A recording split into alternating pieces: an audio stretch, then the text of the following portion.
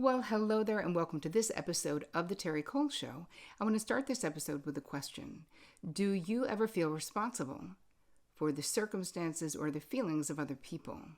Or do you find yourself in chronic indecision? Is it really hard for you to make a decision? You want to ask lots and lots of people about your decision?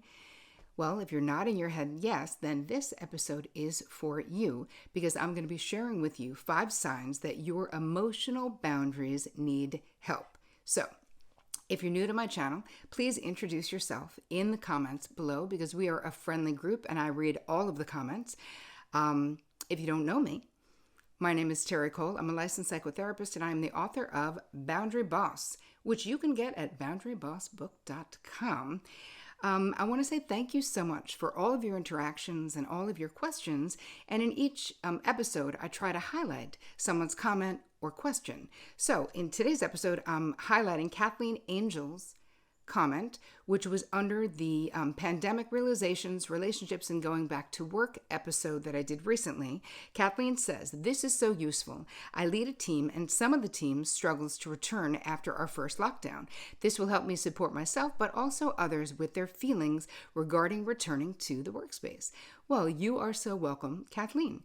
Before we get started, make sure that you subscribe to my channel and hit the bell so that when anything new comes out, you will get a notification.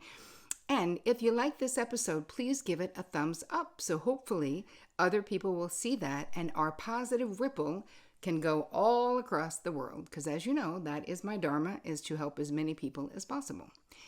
Let's move on to today's content. In this episode, which is called 5 Signs Your Emotional Boundaries Need Work, let's start with why am I even doing this?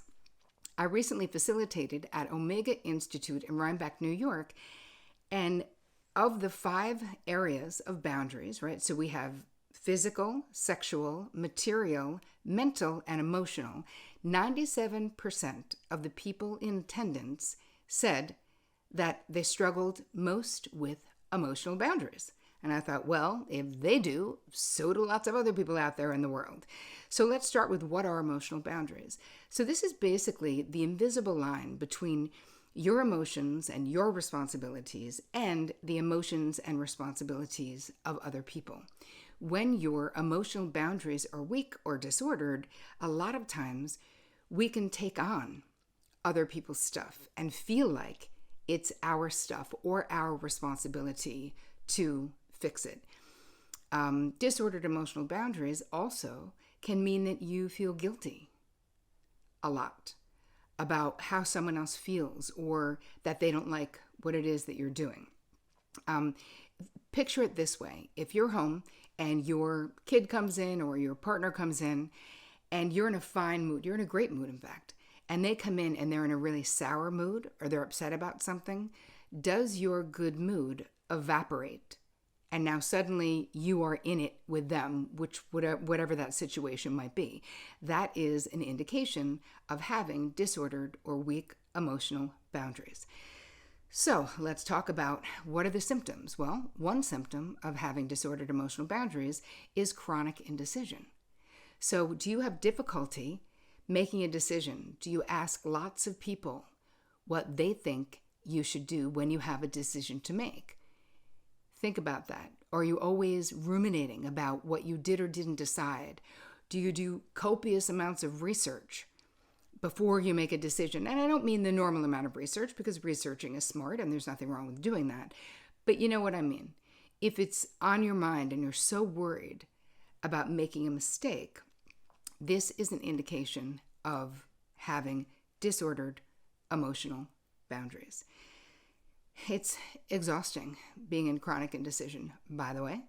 So you know that feeling. If this is you, then you know what that feeling is. The second sign that your emotional boundaries need help is being codependent, because that is straight up a disordered emotional boundary issue. So what does codependency look like?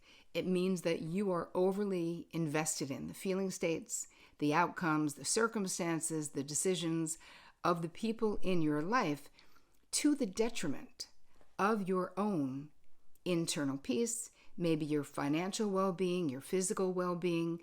So basically, if something is happening to someone you care about, the way that you can tell if you are having a disordered emotional boundary in that moment is check your urgency.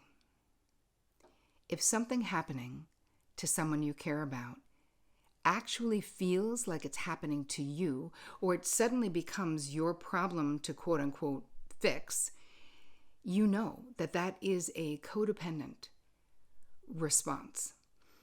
Every time you think, when you're talking about someone else, I don't want them to think, or I don't want them to feel, that is an indication that you need to get the heck back on your own side of the street. Because what they think and what they feel is their side of the street. The only thing that we can handle is what is on our own side of the street. So codependency is a really big indicator of disordered emotional boundaries. The next thing, the third symptom, is auto-advice giving. So if you are someone who struggles with, you can't even contain yourself. When someone has a problem, you are immediately making suggestions. You are Googling things for them. You want to help. You are making suggestions. That is auto-advice giving, where it's almost like a reaction to someone else being in a jam. But it's not a functional reaction, right? It's not a super healthy reaction, because when we do that, we are centering the other person's problem on us. And what's really happening, and trust me, I am a recovering codependent, so dude, I know this intimately well, is that the other person's pain is causing us pain. So what we really want is for our pain to stop. But it's painful to the other person who might just need to talk or might just need you to hold space. And it's also presumptuous. I was like the worst in my 20s, where I think back now and I'm like, oh my God, like, how did I presume to know what every person in my life should be doing? But it was a reaction because my emotional boundaries were disordered.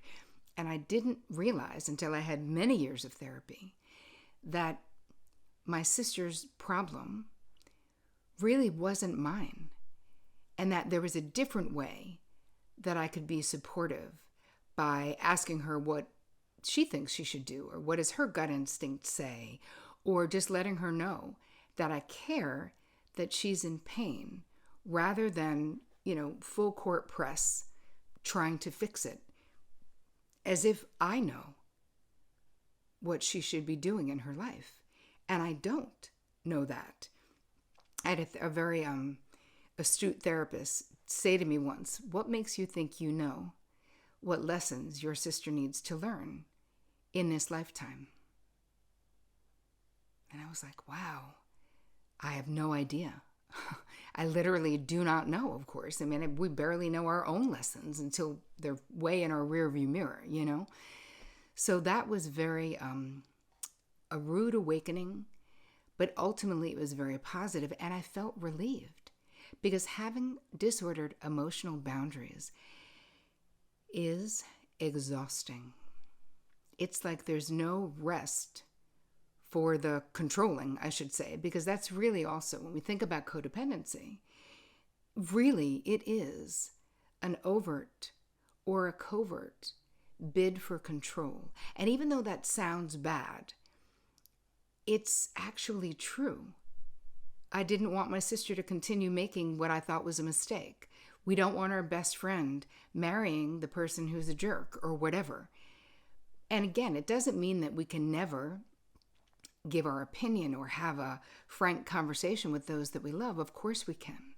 But that's not what I'm talking about, and you know it. You know what I'm talking about.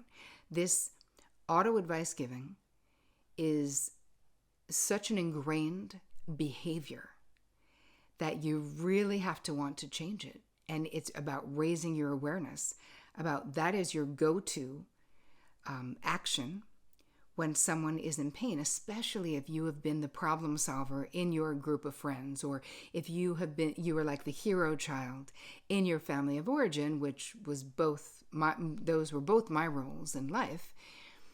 I just felt like I had to do it. And I was so uncomfortable not doing it until I strengthened my emotional boundaries and realized what was my side of the street and what was someone else's side of the street. So the next one, a symptom that you have disordered emotional boundaries, is emotional reactivity. So reactivity means we don't have space between something that happens and just our emotions about it taking us over. There's no moments to ponder. It's literally like an emotional knee-jerk reaction. And this is something that we have to work on. So some common ways, right? What is really happening when we're being so reactive is that we get thrown into fight or flight freeze mode, basically. And so what do we do when we're in fight or flight? What are the ways that we behave? We can be attacking, which is like blaming, name-calling, analyzing, yelling, pursuing, right? The person's trying to be like, hey, maybe we should take a break. And you're like, no, we need to finish this right now. We can also withdraw. So get numb. We can isolate. We can deny what's going on. We can defend what we're doing, become really defensive. We can avoid. And here's the thing. Either one of those, if we're doing that in a reactive way, of course, none of those things I described are good things for problem solving. They really create a lot of unfinished business in relationships because we have to be able to be mindful and have a certain amount of emotional self-regulation or emotional self-control where everything is not a 5-alarm emergency. And yet, when you don't have good emotional boundaries and you're very reactive, everything can feel that way. The slightest bit of criticism can feel like a straight up attack where you're just going into like primal survival mode, but it's also exhausting and it's so not great for your relationships, of course, and also how you feel about it. Because think about it after the fact. I was very reactive when I was younger, so in my 20s, but I always felt like crap. Afterwards, if I either said something kind of mean that I didn't really mean, but I was feeling so defensive and I was feeling so attacked, even if the person did it well, any amount of criticism when I was younger was just like, now it's war, you know?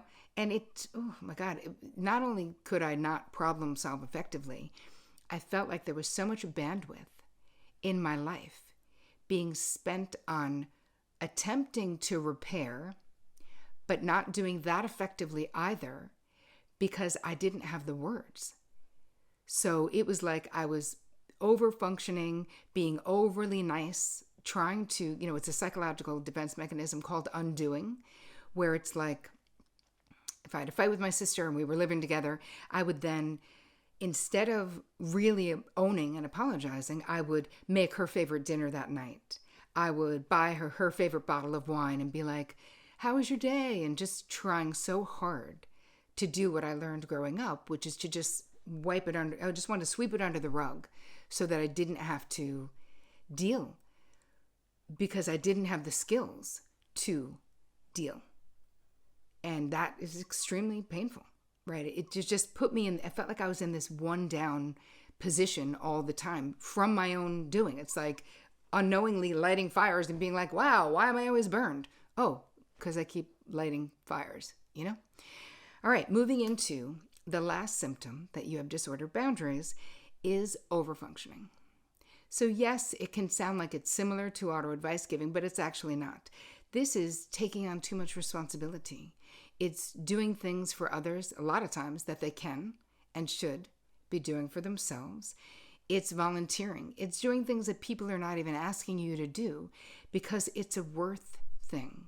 It's almost like if I can be, utilitarian, right? I can be useful. If I add value to your life, then maybe you won't leave, or then maybe I'll feel more secure, or this is a way to curry favor or to feel more secure in a relationship. But what ends up happening is that eventually, from overfunctioning, you will end up angry and bitter and really feeling like the other person is taking advantage of you, even if you are volunteering to do all this crap. And another thing that happens with overfunctioning is that even if people are grateful, the reality is that nobody can ever be grateful enough because your motivation is coming from a disordered place. You're not driven solely by love, like even as much as when in my 20s I loved to think that I was. No doubt I was not. Again, it's a bid to control. If I do this, then you won't leave. If I bring it all the way down to the base fear of abandonment, fear of rejection. So again, this disordered emotional boundary is something that we become very unaware that we are choosing it because we really feel compelled to do it. So it's less of a choice and more of a compulsion to be of use, let's say. But what we can't control is how that ends up making us feel. And then that negatively impacts the relationship. So this is all the stuff that we do not want to do. So if you want to learn more about emotional boundaries and how to really get yours strong and healthy and vibrant and flexible, you're in luck because it is Boundary Bootcamp season right now. So all you need to do to get the information if you want to join is my 8-week virtual course, How to Become a Boundary Boss, basically, because it's the Boundary Boss edition, because this was the year that the book came out. So if that is interesting to you, all you have to do is go to terricole.com/BB2021, and all the information is there to sign up. I'm sorry, you can probably hear my geese in the background. Maybe you can, maybe you can't, but I have geese, and they're so loud, it is literally impossible to do a full episode without them coming to the window and saying hello to me. So if you hear my geese, they're saying hello to you too. Anyway, I'd love to know what you think about this. I'm giving you a guided meditation that will go along with this episode to soothe your jangled nerves around boundary setting and emotional boundaries. And I would love it if you wanted to join me and lots of other people around the world for Boundary Bootcamp 2021. So again, just go to terricole.com/BB2021.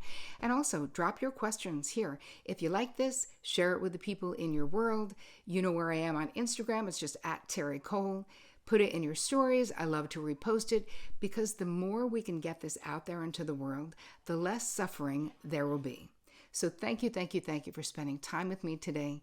And as always, take care of you.